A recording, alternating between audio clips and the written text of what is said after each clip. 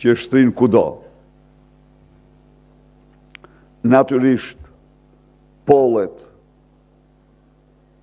ishin humset më të mëdha në historinë e njerëzimit, sepse dolen institucionet më mashtruese të opinionit publik. 1,6 miliard euro u shpenzuar për polle nga kundërshtarët e presidentit Donald Trump dhe që të gjitha përfunduan atje ku duhet ishin, sepse mashtruan kombin amerikan duke paraqitur fitimtar atë që s'mund të fitonte. Pra, kemi analogjira të vërteta, por mbështetësit Partia Republikane dhe mbështetësit e presidentit fituan vetëm duke takuar njerëzit, duke takuar amerikanët. Ata gjetën për herë të parë se me takime mund të ndrohej një mendimi i 1/3 së atyre që kishin mendim tjetër për të votuar. Pra, takimi sipas rezultateve të kësaj fushate është përcaktues dhe vendimtar për rezultatin e zgjedhjeve. Ata vendosen një sistem monitorimi individual. Do më thënë, monitoronin çdo takim të çdo mbështetësi të Partisë Republikane. Kur do njërë më shumë se sa këto ditë që këto javë që kanë mbetur nuk marrin peshë dhe rëndësit jashtëzakonshme me takimet. Ju takimet tuaja dhe të përfaqësuesve tuaj në shtabe. Ndaj dhe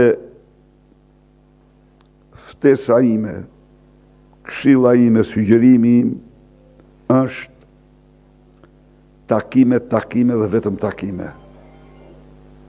Çfarë tregojnë?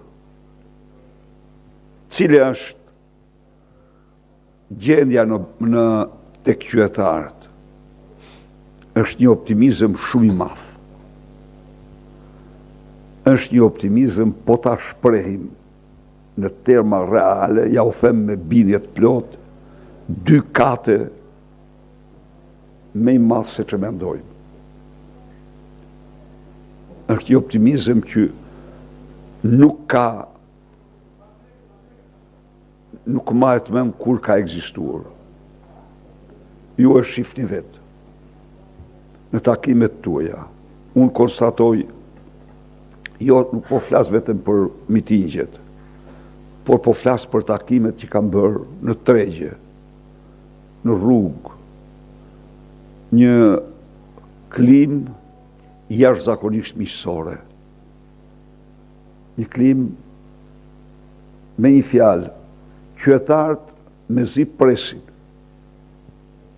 programin ton, fjalën ton, vlerësimin ton.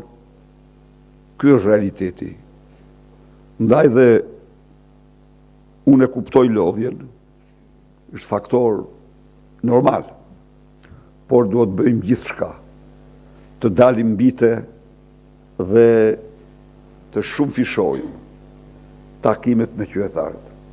Strukturat e Partisë Demokratike të tëra duhet të jenë në funksion tuaj. Duhet të jenë në funksion tuaj, në shërbim tuaj. Duhet bëjnë takime për ju dhe në emër tuaj. Duhet të mbështesin ju fuqimisht.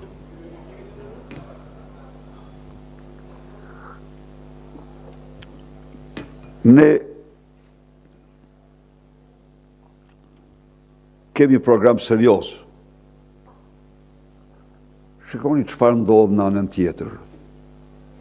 Ai fillimisht del para shqiptarve, sikur ka zbrit nga Marsi, sikur nuk ka qeveris 12 vite, sikur nuk din se ku është,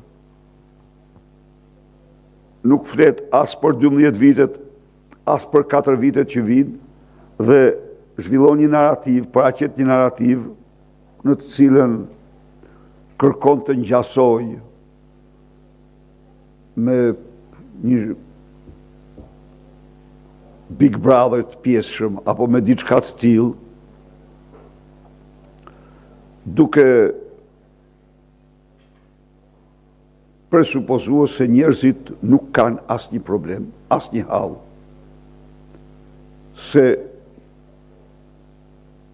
as aktualisht, as në të ardhmen, ata nuk paraqesin. Do më thënë, nuk ekzistoj në një farë mënyrë. Me vulgaritetin e tij, me banalitetin e tij, ai kërkon të spostoj vëmendjen e qytetarëve nga problemet jetike me cilat ata përballen tek probleme që tek mashtrime që ai kërkon të bëj me tallavan e tij. Pastaj kthehet, kopjon programin. Ju e pat. Një ditë bukur tha, unë do të vendos pensionin 200 euro. Por ne kishim dorëzuar ligjin 1 vit e gjysmë para. Pikërisht për këtë. Për minimum jetik 200 euro.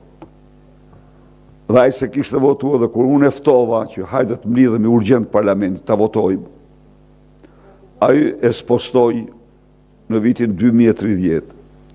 Tani